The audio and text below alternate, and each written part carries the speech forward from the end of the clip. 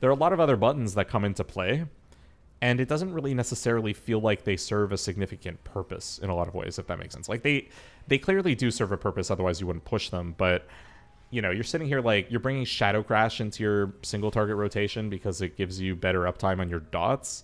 You're bringing in like Unfurling Darkness, which does the exact same thing, but it's just another button to help you do that a little bit better. Plus, it also deals a little bit of damage. You have Mind Games, which is just a big hit. it's just a big hit, but it's every 45 seconds and it gets reduced. Gosh, like you have two fillers now that you have to think about. And the advice I got on the Dark Ascension build at the very least is you basically don't push Mind Flay at all, and it's like, okay, well that's useful, but you have two single target fillers, right? That's kind of wild. You have two dots to manage. You have your spender. It's just and I mean, and then the best build right now is a 1 minute cooldown rotation, right? So you have all those things on like, Shadow Crash is 30-second, Unfurlings every 15 seconds or so. Your dot upkeep is every 15 seconds or so. It's, and then you're on a 1 minute cooldown cycle. There's a lot there. Okay. So, and then Milk. Yeah, no, that's the thing. So Shadow's had it really rough the last few years is the thing. Like we keep going into these development cycles where there are issues with the way that the spec is playing on live. It's not like the spec is broken. You can't go a whole expansion where it's completely broken, but it's disappointing. There's stuff that's not working. You're having to compromise. Maybe you're not getting into M plus groups because you have like, you're very lacking in like utility or damage or whatever. I mean, and the most recent example with Shadowlands mainly was that in single target, when you're in raid and you're in your cooldowns, you had sort of this crazy resource situation where you had too much resource and you're kind of tripping over your feet to try and press the right buttons in the right sequence. And you could do it, and it was reasonably fun, but like you're really struggling there because it didn't really feel like you had a proper builder spender or anything. It's like, I mean, it's like right now, like with Evoker, you have a similar kind of thing where you're like, oh, I'm just spending Essence Burst, right? But the thing is that with Evoker, you don't really I personally don't care if I'm spending Essence in Dragon Rage, because the point is kind of to proc more Essence Burst, and that's why it's strong, is to use Essence Burst damaging abilities. And furthermore, when I use Essence Burst, my abilities deal more damage. So it doesn't feel like I'm wasting resource if I use Essence Burst and spend something, and spend that to cast a spender and deal more damage, and then not spend my actual Essence if I proc that thing enough. Like, that's how I feel about it, right? But man, Shadow is just like, okay, I have all this insanity. I have my big spender that I'm supposed to want to spend on, but I can't spend on that because I have to like push my filler in order to proc my little pet to go hit the guy, right? And it's like, okay, well, it's partly a problem with SFP. That's partly a problem with all the resources that you're generating in your cooldowns, right? So there's a lot there. It's not unworkable. It needs some adjustment, but it's not impossible to play with. And then in the M plus side, Searing Nightmare was just, I mean, for lack of, I'm gonna say it, warning, it was a nightmare to play with. And the biggest thing was just, you're in an M plus environment. You need some degree of movement. You need some degree of mobility. You need to be able to react to things. You need to be able to adjust. And for a couple of reasons. One, if you ever want to kick something, well, you can't have a 3-second channel that you're doing for all of your damage. And I mean, Evoker suffers to some extent with this, but like, you cancel a Disintegrate. Technically, you spent some resource, not the end of the world. You cancel your Mind Seer into Searing Nightmare as Shadow, and you've wasted at least 2 globals in doing that. Where you have to start up a new Mind Seer just to get back in. It really sucks. And God forbid you do anything on sustained movement. You're just there's no chance, right? So Searing Nightmare was really frustrating to play with. Those were basically the 2 main gripes, I would say. That and like having only situational utility and not like usually good utility, right? A lot of problems with the way that PI works, a lot of problems with the way that Twins works, that kind of stuff.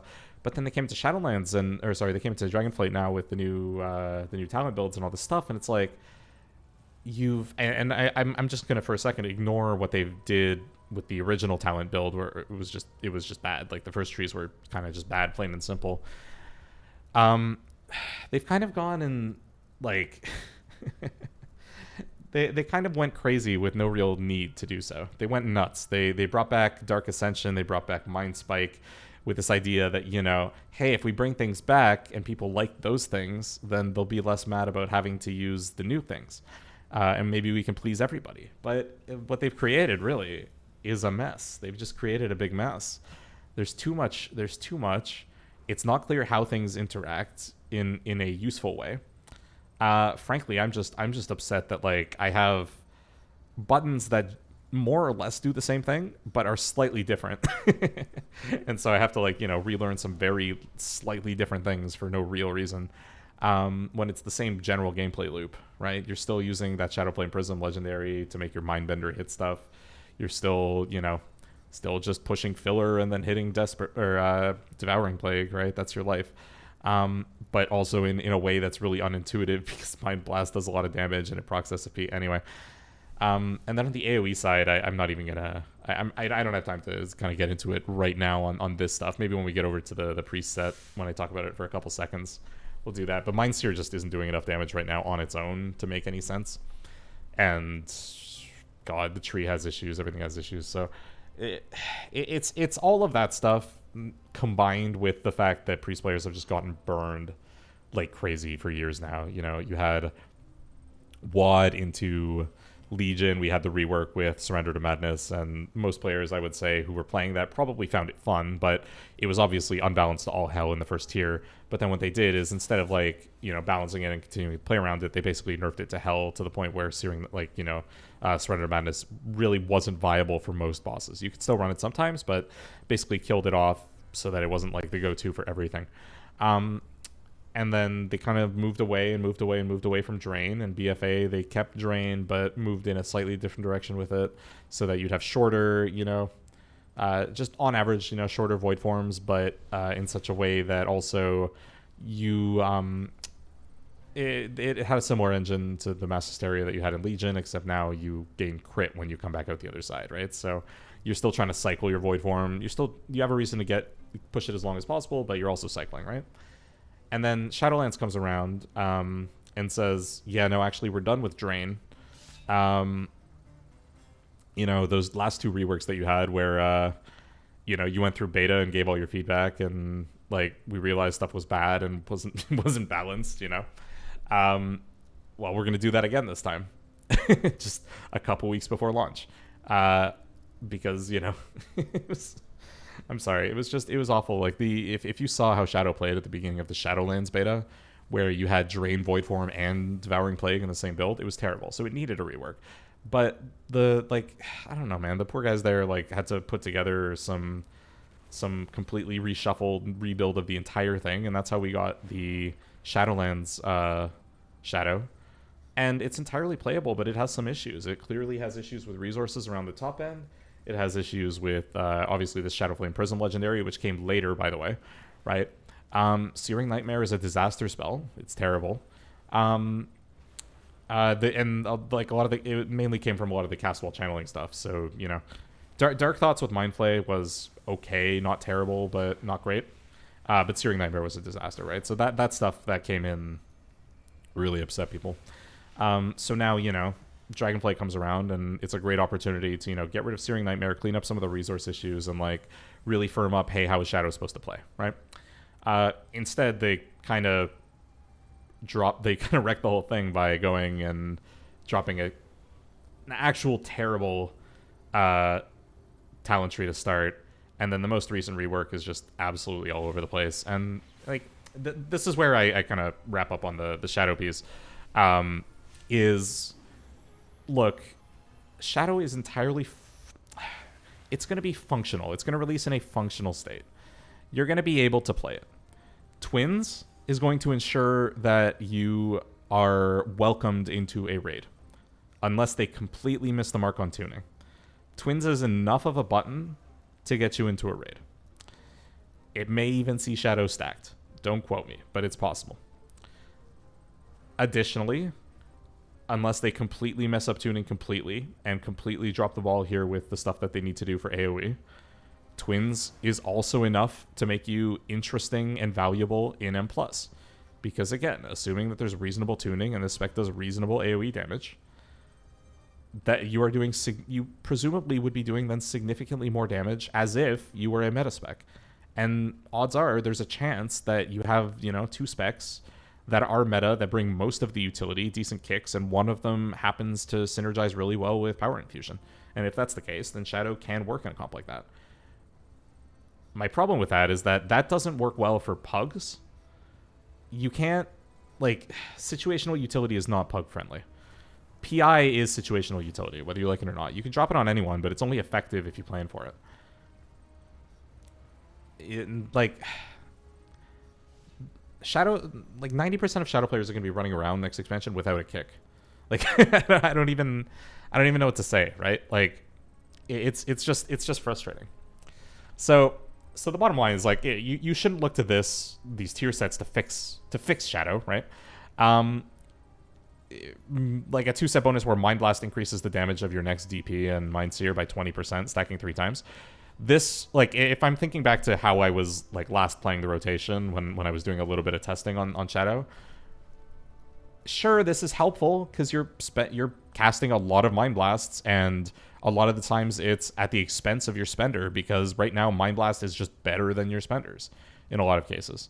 So having Mind Blast buff your spenders, that's okay. This is a good thing. Is it enough? I don't know.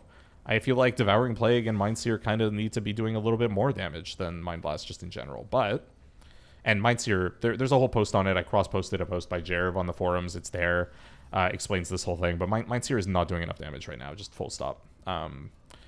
Is this enough? Probably not. To sort of make everything feel right. It's doing the right thing. This is one of the issues right now, is that these are not doing enough damage relative to this. So for this to buff these is okay. That makes some sense to me. I just don't know if it's enough. Maybe it's enough. 20% 3 times? Who knows? I don't know. Show me the math. Show me the Sims. This, though... And I saw some people, kind of upset with this. Look, we're going to go through this in a second and just sort of quickly read through some of the other ones just to have a basis for comparison, because I have a feeling a lot of these are going to be very similar, where they're just kind of boring. But this is very boring. This is basically saying, hey, your class as a 4-set just has 5% more haste. Haste is nice. It's fun. But Shadow's always been about haste, but in a way where gameplay gets you haste, right? Void Form gave you haste. Extending Void Form gave you more haste, right? It was always doing the good stuff through prolonged gameplay, and your cooldowns and your good stuff gave you the haste. Here it's just in single target, you're absolutely going to be pushing a DP every 8 seconds, so guess what? You always have 5% haste. AoE, well, if Mindseer is good enough, yeah, you're definitely going to press a Mindseer every 8 seconds. You're just going to have 5% haste. So this is just passive 5% haste. It's not very interesting.